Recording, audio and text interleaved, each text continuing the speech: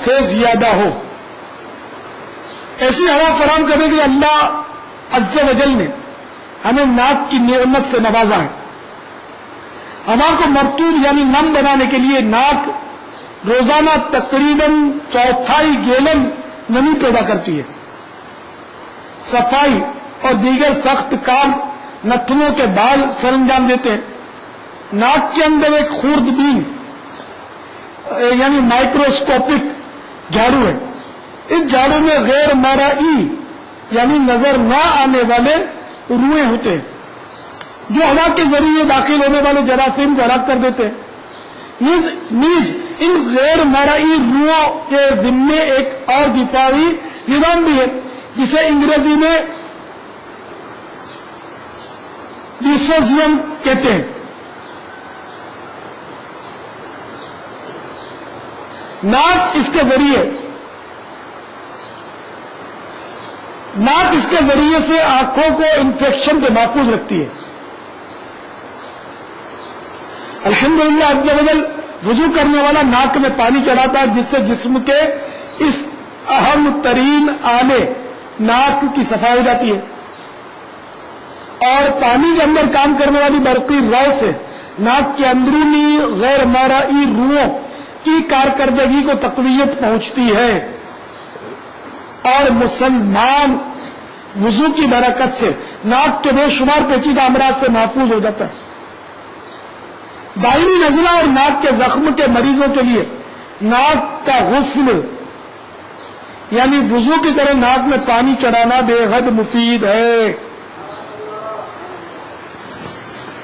چہرہ دھونے کی حکمتیں بھی ملاحظہ فرمائیے. آج کل فضا میں دھوئیں وغیرہ کی آلودگیاں بڑھتی جا رہی ہیں. مختلف کیمیاوی مادے سیسا وغیرہ میل کچل کی شکل میں آنکھوں اور چہرے وغیرہ پر جمتا رہتا ہے. اگر چہرہ نہ دھویا جائے تو چہرے اور آنکھیں کئی امراض سے دوچار ہو جائیں. ایک یورپین ڈاکٹر نے ایک مقالہ لکھا جس کا نام تھا آنکھ پانی صحت یعنی آئی واٹر ہیلتھ. اس میں اس نے اس بات پر زور دیا کہ اپنی آنکھوں کو دن میں کئی بار دھوتے رہو ورنہ تمہیں خطرناک بیماریوں سے دوچار ہونا پڑے گا. چہرہ دھونے سے منہ پر کیل نہیں نکلتے یا کم نکلتے. ماہرین حسن و صحت اس بات پر متفق ہیں کہ ہر طرح کے لوشن اور کریم وغیرہ چہرے پر داغ چھوڑتے ہیں. چہرے کو خوبصورت بنانے کے لیے چہرے کو کئی بار دھونا لازمی ہے. امریکن کونسل فار بیوٹی کی سرکردہ ممبر بیچر نے کیا خوب انکشاف کیا ہے. کہتی ہے مسلمانوں کو کسی قسم کے کیمیاوی لوشن کی حاجت نہیں. وضو سے ان کا چہرہ دھل کر کئی بیماریوں سے محفوظ ہو جاتا ہے. محکمہ ماحولیات کے ماہرین کا کہنا ہے چہرے کی انرجی سے بچنے کے لیے اس کو بار بار دھونا چاہیے. الحمدللہ عز و جل ایسا صرف وضو کے ذریعے ہی ممکن ہے. الحمدللہ عز و جل وضو میں چہرہ دھونے سے چہرے کا مساج ہو جاتا ہے. خون کا دوران چہرے کی طرف رواں ہو جاتا. میل کچیل بھی اتر جاتا اور چہرے کا حسن دوبالا ہو جاتا ہے. میٹھے میٹھے اور پیارے پیارے اسلامی بھائیوں اور مجھے پردے میں رہ کر سننے والی اسلامی بہنوں، میں آنکھوں کے ذریعے ایک ایسے مرض کی طرف توجہ دلاتا ہوں جس میں آنکھوں کی رطوبت اصلیہ یعنی اصلی بنیادی تری کم یا ختم ہو جاتی اور مریض آہستہ آہستہ اندھا ہو جاتا ہے. طبی اصول کے مطابق اگر بھووں کو وقتاً فوقتاً تر کیا جاتا رہے تو اس خوفناک مرض سے تحفظ حاصل ہو سکتا ہے. الحمدللہ عز و جل وضو کرنے والا منہ دھوتا ہے اور اس طرح اس کی بھویں تر ہوتی رہتی ہے. جو خوش نصیب اپنے چہرے پر داڑھی مبارک سجاتے ہیں وہ بھی سن لیں. ڈاکٹر پروفیسر جارج ایل کہتا ہے منہ دھونے سے داڑھی میں الجھے ہوئے جراثیم بے جاتے ہیں، جڑ تک پانی پہنچنے سے بالوں کی جڑیں مضبوط ہوتی ہیں، خلال کی سنت ادا کرنے کی برکت سے جوؤں کا خطرہ دور ہوتا ہے۔ مزید داڑھی میں پانی کی تری کے ٹھہراؤ سے گردن کے پٹھوں، تھائرائیڈ گلینڈ اور گلے کے امراض سے حفاظت ہوتی ہے۔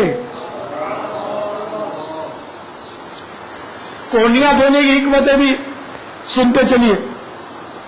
کونی پر 3 بڑی رگیں ہیں جن کا تعلق دل واسطہ یعنی ڈائریکٹ دل، جگر اور دماغ سے، اور جسم کا یہ حصہ عموماً ڈھکا ہوا رہتا ہے۔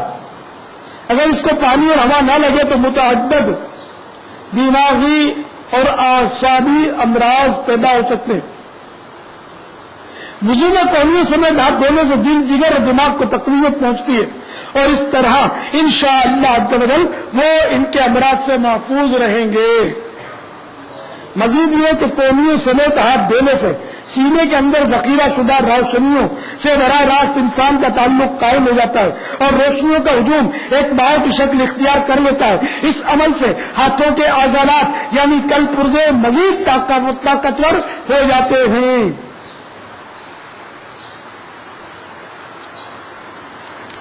مسح کرنے کی حکمتیں۔ سر اور گردن کے درمیان حبل الورید، سر اور گردن کے درمیان حبل الورید یعنی شہرگ واقع ہے۔ اس کا تعلق ریڑھ کی ہڈی اور ہڑا مغز اور جسم کے تمام تر جوڑوں سے ہے۔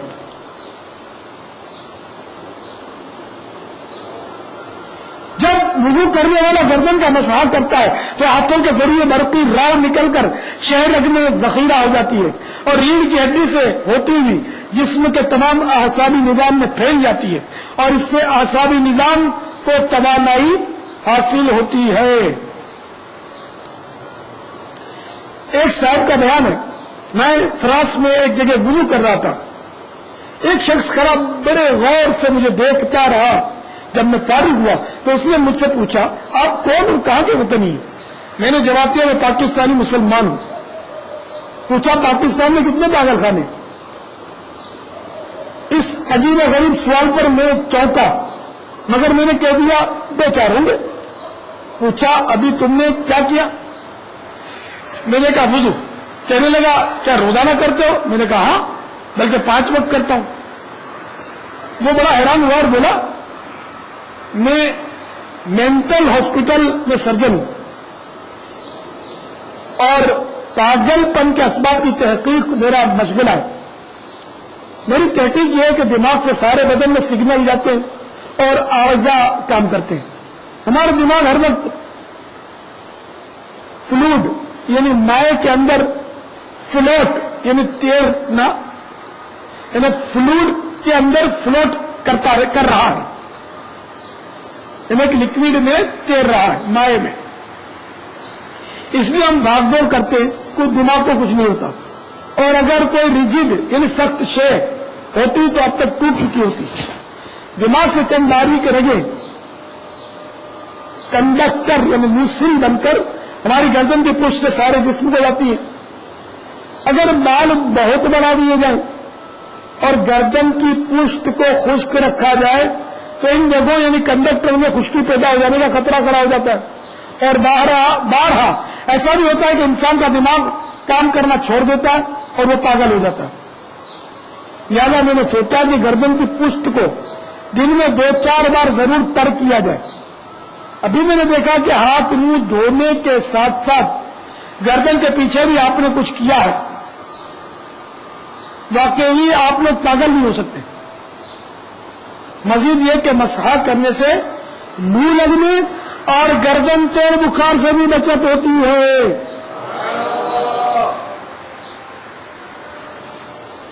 پاؤں دھونے کی حکمتیں بھی سماعت فرمائیے۔ پاؤں سب سے زیادہ دھول آلود ہوتے ہیں،